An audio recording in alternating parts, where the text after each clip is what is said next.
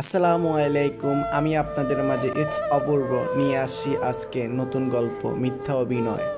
কেউ গল্পটিকে বাস্তবের সাথে তুলনা করবেন না দয়া করে। যেদিন আমার বিয়ে হয় ওই দিন রাতে আমি ওনাকে বলে দিই আমি অন্য কাউকে ভালোবাসি। উনি চুপ করে সবাই বসে পড়েছিল, একটি বারো এসে বিছানায় আমার পাশে বসেনি, একবার জিজ্ঞাসা করেনি তবে কেন তার ঘরের বউ হয়ে আসলাম।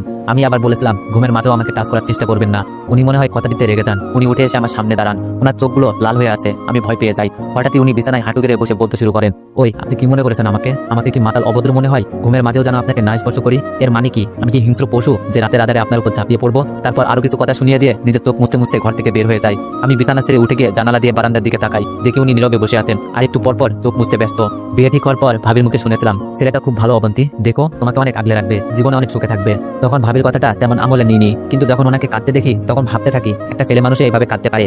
আমি যতটুকু জানতাম বিয়েটা ওনার মায়ের পছন্দই হয়েছে, হয়তো ভাবছে আমার যে ওকে পছন্দ নয়। এটা যদি ওনার মা জানতে পারেন তবে খুবই কষ্ট পাবেন। ওনার মা ক্যান্সারের সাথে লড়ছিল, কবে মারা যায় কোনো ঠিক নেই। তাই সবসময় আমাকে বলতো আমাকে আপনার পছন্দ না, এটা ঠিক আছে, তবে প্লিজ যতদিন আমার মা বেঁচে আছে আমার মায়ের খেয়াল রাখবেন, কখনো মায়ের অযত্ন করবেন না।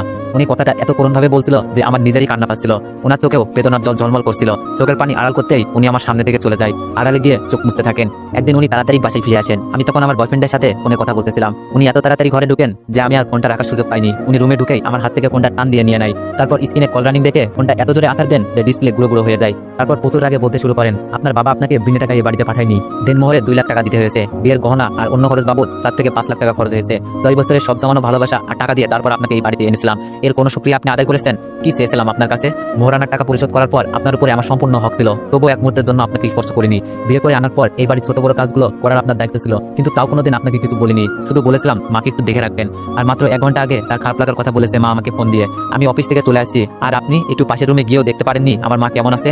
আর দেখতেও হবে না আপনাকে, দেনমোহরের অর্ধেক টাকা ফিরিয়ে দিয়ে চলে যাবেন এখান থেকে, আপনাকে আমার প্রয়োজন নেই। তারপর উনি হনহন করে চলে যায়। আমি কখনো এত কষ্ট পাইনি ওনার কথাই যতটা কষ্ট পেলাম। আসলেই তো এই বাড়িতে আমার হাজারটা দায়িত্ব, আর আমি কিনা ওনার একটা আবদার পূরণ করতে পারলাম না। আর কি যেন বলেছিল 10 বছরের জমানো ভালোবাসা মানে কি আসলে? যেদিন থেকে যৌবনে পদার্পণ করেন তখন থেকে যে ব্যক্তি অনগত স্ত্রীকে ভালোবাসতে পারেন, আমি কিনা তাকে একটি বাড়ির জন্য ভালোবাসতে পারিনি, তার একটা আবদারও পূরণ করতে পারিনি। ধপাস করে ফ্লোরে বসে পড়ি। আমার চোখ দিয়ে তখন অবিরাম পানি ধরছিল। সেই প্রথম আমি মন ভরে কান্না করি। হঠাৎ করে মাইক্রোবাসের দরজা টানার আওয়াজে আমার হুঁশ ফিরে। তাড়াতাড়ি ঘর থেকে বের হই, দেখি উঠানে একটা মাইক্রোবাস দাঁড়িয়ে আছে আর উনি শাশুড়ি মাকে কোলে নিয়ে ঘর থেকে বের হচ্ছেন। কি হয়েছে দেখার জন্য দৌড়ে যাই, দেখি আমার শাশুড়ির জ্ঞান নেই। বুঝতে বাকি রইল না যে উনি অসুস্থ হয়ে পড়েছেন।